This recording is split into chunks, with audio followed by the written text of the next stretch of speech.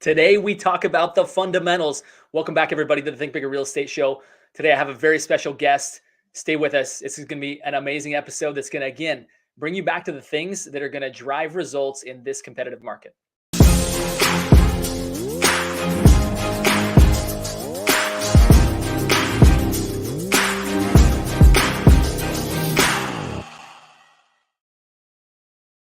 Again, welcome back to the Think Bigger Real Estate Show. I'm your host, Justin Stoddart.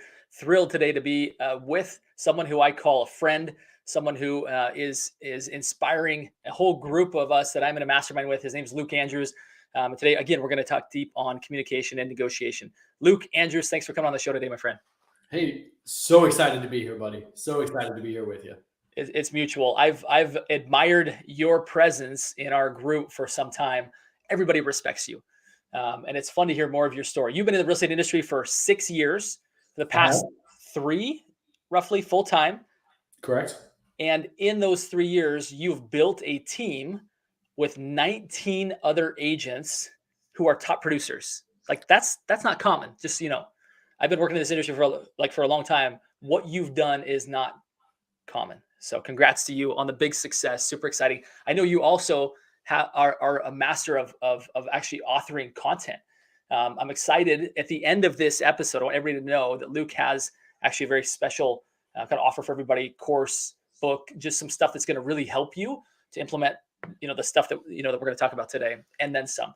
So Luke, let's get right in, buddy. We're in a changing market, aren't we? We have inventory that is breaking all kinds of records. Yep. We've got more agents than listings. We've got people that are going to be getting out of the business. And we've got a group of people that are big thinkers that refuse, that are going to be thriving in this market. So let's go back to the fundamentals, right? I'm inspired by Vince Lombardi, great Hall of Fame. I apologize if you hear my dog in the background. I love it. He sounds like a cute dog. What kind of dog is it? Let's hear it. What kind of dog? She's a golden doodle. She's very, very hyper rambunctious and thinks that every trash man, Amazon delivery man, is out to get her. So I love it. I've got a similar dog. I get it. So again, Vince Lombardi, right? At the very beginning of every season, he would teach his players, this is a football. John Wooden, right? Who was arguably the best basketball coach ever, at least in college for sure, who at the beginning of his season would teach his players how to put their socks on. Okay. And he went on to win more national championships than any other coach out there. So if those guys who created massive success went back to the fundamentals, I'm encouraging all of us to do the same thing. We're going to go back to the fundamentals today. We're going to talk about communication and we're going to talk about negotiation. And these things are going to help us to stand out in a crowded, hyper-competitive market. So Luke, let's get into it. Let's talk about communication. What is it that you feel like agents need to know about communication? Well, I mean, you're 100% correct, where we just need to get back to the fundamentals. What I'm finding with a lot of the agents that are out there, and I think we tend to put this label on millennials, but I'm finding it agents of all ages and experience levels, they really struggle with just basic communication skills. And it's either not knowing what to say, or it's being afraid to have the conversations. I think there's this big fear of confrontation that's out there. And I think it's because of this major fallacy that there's this assumption that confrontation equals conflict. And it's just not the case. Just because you're confronting something doesn't mean that it has to be combative. It doesn't mean that it has to be a conflict. It just means that you're standing up and that you're addressing it. And what I'm teaching my agents right now is that just by having these conversations, you're already winning. It doesn't even matter what you say, just by having the conversation, because everybody else is so afraid to have these conversations that just by the mere fact of you having them means that you're winning at that point. Boy, that's, I think that'd be a value for a lot of people to say, wow. I mean, think of it this way. There are more agents than we've ever had. Many of them come from a generation that has done a lot of their communication via text. Mm-hmm. So if the goal of marketing is to stand out, right? Here's a big takeaway for everybody that Luke just gave us, which is simply pick up the phone and call people, right? Simply be willing to have the conversation. Maybe it's email, maybe it's some other like methodology, But the point is, if you're willing to have those conversations, again, we've got a crowded ocean and we're saying, how do I stand out? How do I stand out? Luke just gave us a tip there. Be willing when the conversation is difficult. Know that other people aren't having that. If you have that, you will stand out. And I think it's some of the pushback that I get from my agents is, oh, well, I'm going to send it in a text or I'm going to send it in an email because I want to have a written record of what was said. And, I've gotten to the point now where I just call them out and just say, hey, look, that's BS. You're just afraid to pick up the phone and have that conversation. You're afraid they're going to say something that you're not going to know the answer to. Well, here's the secret that nobody wants to talk about. They don't know the answer to the question either. And you don't know how much more information you're going to get by putting somebody on the spot. And I'm not saying put them on the spot in a bad way, but just, calling up an agent and just asking them very point blank questions of, how many offers do you have? What's your best offer look like right now? What is it going to take to get this deal done right now? You never know by catching them off guard what they're going to say, what information they're going to divulge that they don't mean to, that's going to give your client the edge and going to give you an edge as an agent, as opposed to if you just send a text or an email, they have time to craft a response. Again, I'm not advocating putting somebody in an uncomfortable situation, but sometimes whoever's willing to get the most uncomfortable is going to win the negotiation. Yeah. I don't know how many people have come to me to say, when I was in my former world of escrow or title and escrow, and people say like, I really love working with this particular person because she'll just pick up the phone and call me. Right. Mm-hmm. Like that was the differentiator. Now she was wonderful in many other ways, but I agree with you that all too many are afraid to do that. And what an advantage you get when you can actually speak voice to voice, right? We talk about kind of the most powerful way of communication is face to face, right? Then it's probably video like we're having right now, and following that voice to voice, and then it's probably like handwritten, and then maybe digital communication. So if you want to have your communication have an impact, why would you not use the highest value modality that you possibly can, right? Highest. What do they say? 93% of all communication is not the words that you're saying. It's all about tone. It's all about pace. It's all about body language. Yeah. And so you can't get those things over text. You never know what kind of mood the other person's going to be in, how they're going to receive what you're saying. You could be putting yourself at a disadvantage right off the bat just because they read your text in a way that you didn't mean it to. You talk about standing out when you're marketing, even when you're looking at new clients, when everybody else is sending texts and emails, you can still send texts and emails, but hey, why not shoot them a quick video text? Why not shoot them a quick video email? Do something that's just a little bit different to go through and to stand out. Yeah, it's funny. I'm actually in the process of about finishing up this book called Human-Centered Communication. It was written by the guys who founded BombBomb. And I think BombBomb's a great service. I think their book is just as good. Awesome. It just pulls in this concept that at the reason the people who, like when we communicate with people. We've done so many things to automate and expedite, make communication more convenient. Yet we've stripped out the power of it, right? We've stripped out so many things that cause it that take away, the impact that communication can have. And it's really been an insightful read. It's interesting. I mean, for me right now, this is actually extremely relevant because my son, who's in 6th grade, just had to get up and give a presentation in front of his class, and it did not go well at all. I mean, he was not prepared. He was kind of got the giggles partway through, forgetting everything that he was supposed to do. There were some technical challenges with a video that he had made when everybody else made a slide, and it just wasn't working. So much so to where the teacher said, "Go sit down." He had to go and apologize and write a letter to say, "Hey, please give me another shot to at least get partial credit on this." And what it did is it took me back to why I created my negotiation course to begin with. It was actually a 6th grade presentation that I did. It was a presentation I was not prepared for. It was on Michael Jordan, who was my favorite person on the planet at the time. And I assumed that I could get up there and I could just wing it. And I stood up in front of this class, and I had never felt that sheer embarrassment and terror to where your face gets super flush and hot. And so I didn't know what it was. I felt like that there was just like the sun was an inch from my face. It was so hot. I realized that I was mumbling. The things that I was mumbling didn't make any sense. They were incorrect facts. And enough so to where my teacher said, go sit down. You're not ready for this. Gave me an opportunity to come back and do it again. But I vowed at that point that I would never be unprepared for something, for a presentation again.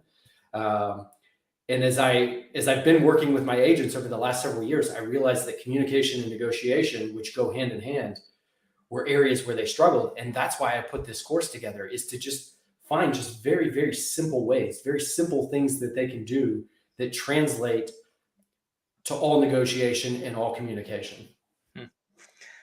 You brought up this oft used excuse or reason why agents want to have written communication. I think it's just as much more effective to have the voice to voice, and then at the end say, I'm gonna summarize everything we've talked about in an email. If you just please reply and let me know you got this, and that it looks right to you, right? I mean, you can accomplish the same thing without having to rely upon the weakness of just digital communication, right? Which is convenient, but it's not impactful.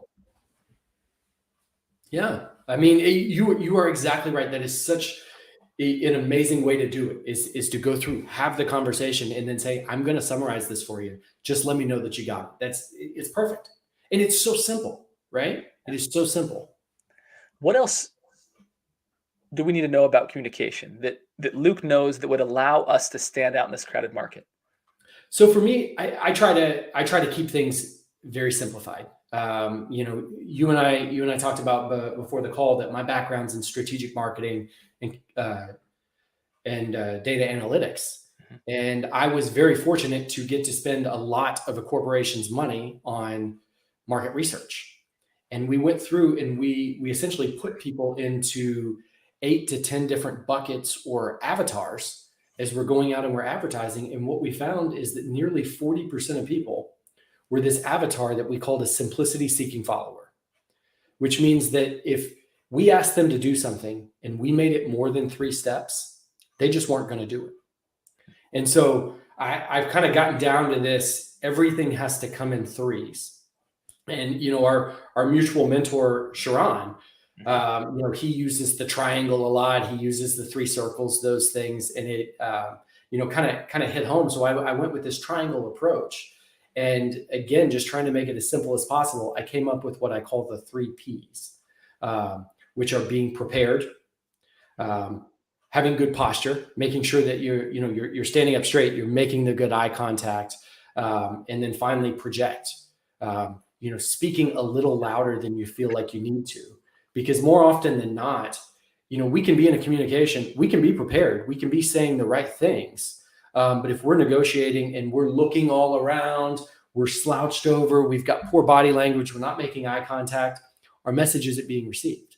Or maybe we do have that good posture, we are making that good eye contact, but if we're talking softly and we don't realize that we're doing it because we're nervous or our voice is cracking, it just puts us in this position of weakness in a negotiation that we've already started behind everybody else. And so we have to play catch up. And that's where I did this project, where I found that if you speak just a little bit louder than you need to, you don't have to scream, but just a little bit louder, it takes away any mumbling, and it takes away any opportunity for your voice to crack, which again, I just want to make sure that everybody is put in a position of strength as they're coming through these negotiations. I love it, right? Oftentimes you think that the offer is what's on paper, right? It's like that the message is what matters. And what I hear you saying is that in negotiation situations, maybe just as much, or if not at least influential, is the delivery of the message, right? It's not just like how much, like what are the terms, like it's like, in addition, like how it's actually delivered and what tone, at what decibel level, all this impacts whether or not your offer is accepted. Is that what I'm hearing you say? Exactly. Because if those things didn't matter, then all business would either go to the best or the cheapest. there wouldn't be any room for any even perceived middle ground, because people would either buy on price or they would buy on the highest service. You've got to find ways to be able to communicate a message when you're not competing on either luxury or price. Yeah, I love it. Boy, that really answers probably a lot of questions of like, how does that agent always get their offers accepted, right? It's like, how does Luke continue to do it? How do his team keep get offers accepted in this market? It's not just that they only work with clients that have the most money to put down, folks, right? You may be thinking that, like, and that goes away from, again, personal responsibility and moves us more towards victims. Like, I can't do anything in this market. I keep getting outbid or get these clients to come in from out of town. They just have more money. In some situations, that money might be so far above what your clients have that property is not going to work. Sure. Right? But if you can also say there's certain situations where it's close enough to where these things are going to matter significantly. The way that I communicate, the way that I follow up, right? All of these things are going to play a part in whether or not my client gets the home and whether or not I get the commission or not, right? Well, communicating effectively. I mean, if you think about it, if I'm representing a buyer and I'm dealing with a listing agent here, and my offer is anywhere close, who do you think that listing agent is going to push for? They're going to go for the agent that say, hey, I've got a good feeling about this agent over here. This is somebody that I know. This is somebody that I trust. Or they asked a lot of the right questions. They asked great questions. They are going to be good to work with throughout the process. So that will make up a significant amount. Certainty in this market can make up for some dollars, because these sellers are getting so far above and beyond what they were ever hoping for to begin with, that if they can get a little bit of certainty, a little bit of assurances coming back through and having a good feeling about the agent on the other side, it means so much. These relationships are so important. But you just dropped a value bomb there on us that I don't know if everyone caught. But in this market, what I hear you saying is communication isn't just about delivery. Negotiation is just about delivery. It's about resolving a concern that the other side has, right? Mm-hmm. Is this offer going to go through? Are these people dependable, right? And the way that you communicate either relays the fact that we can trust these guys. This is going to go through. This is the right offer. People have a feeling of insecurity. Am I choosing the right one? Especially when there's multiple offer situation. It looks like all of them wouldn't be a terrible situation. Which one do I choose? It's at the end of the day, which one takes away that concern of is this going to work? Is this going to work out? And what I hear you saying is that when we communicate, not only is it the delivery, but the words that we say need to address the fact that they have some underlying concerns and they're making a decision to solve those concerns. Exactly. And that's, you hear the old adage, price matters when you don't. Now there comes, I love that. I've never heard that. That's amazing. Talk, right? But if things are close, and that's all I'm looking for is, can I get it close enough to where my relationship can put us over the top, or I can get my relationship good enough with the other side to where they will at least tell me, what do I need to do to win this negotiation? Because sometimes that's what it takes as well. And then I can go back to my client and I can say, hey, this is what it's going to take. Are you willing to do it for this home? If yes, fantastic. I can tell you exactly what you need to do for us to win right now. And if not, great, we'll move on to the next one. But at least they know, and it's not this uncertainty of them putting in an offer, wondering, hey, if I would have gone $1,000 more, would I have gotten this? And it all comes from my relationships, my communication. What am I doing on the backside? What we on our team call agent back channeling, where we're just going back through and we're trying to find as much information as we can. But again, we can't get that information over text. We can't get it over email. It's got to come with a phone call. Yeah, I've heard. I had a master negotiator that I worked with years ago, and he said, "He who has the most information wins." Right? Because you're just able to simply use that information to get that client what they want. Right? You're not guessing anymore. You're delivering value to what they actually care about. And I love the fact that, what did you call it? We call it agent back channeling. Back channeling. So you go back and look at all the different emails and pull that information together to be able to. Well, it's really just, it's as simple as just calling the other agent and just asking a lot of questions. just saying, Mm-hmm. you would be surprised how many agents in our market, and you probably wouldn't be, because there's too many agents out there. The barrier to entry in this business is so low. We have a lot of low performers who won't just call to say, hey, is there anything outside of price that is important to the seller? Yeah. I went a streak just a few months ago where I got 3 offers in a row accepted that were well below on price, because I asked the question, is there anything other than price that's important to the seller? We were able to find other terms that other people could have done if they would have just asked the question, knowing that the seller either needed a very long close window or a very short close window. The seller needed some post-close possession. The seller needed A, B, or C. The seller needed a reverse contingency where they had some assurances that they had time to go out and find another house to purchase. Just asking those questions allows us to win on things other than price. Basic things. I love it, man. What else does Luke Andrews know about negotiation that we should know? Like I said, it's really who is willing to get the most uncomfortable, who is willing to be the most vulnerable, and just ask the questions, putting somebody else on the spot. And again, controlling a conversation and controlling a negotiation and dominating a negotiation doesn't mean that you're dominating and controlling another person. So you got to stay outside of that fallacy. And again, the fallacy of confrontation does not equal conflict. You don't have to go in guns blazing every time with a negotiation. Just coming in and having a conversation, asking direct questions, a lot of direct eye contact. It can make the other person a little uncomfortable. It can put them back on their heels just a little bit. But that's about getting information that's going to do right by your clients, doing your fiduciary duty, getting them exactly what they want. I love it, man. So much wisdom here. I've got one more question, but before I go to that last question, I want to ask, how do people get more of Luke Andrews? What does this look like? I know you've got some things to offer the audience today, which I'm extremely grateful for. Sure. Talk to us about how we do that, and I'll put it in the comments here as you're speaking it. Sure. So if you just go to my website, lukeandrews.us, you can get access to my books, to my courses. I've got a course on there on dynamic negotiation, which is all about the 3 Ps that we talked about, and really how it goes deep into what those are, the science behind it, and how to implement it.